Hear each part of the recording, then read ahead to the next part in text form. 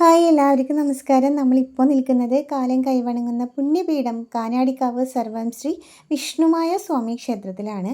ഇവിടെ ഡിസംബർ 24 മുതൽ ജനുവരി 4 വരെ തിറവിളയാട്ട് മഹോത്സവം നടക്കുകയാണ്.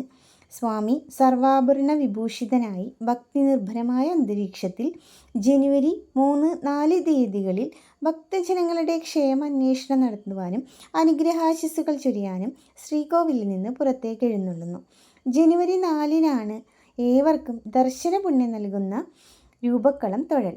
അന്നേ ദിവസം വൈകുന്നേരം 6:30 ഡബിൾ തായമ്പകയും 7:30 പത്മശ്രീ ജയറാമിൻ്റെ നേതൃത്വത്തിൽ പഞ്ചാരി മേളവും ഉണ്ടായിരിക്കും.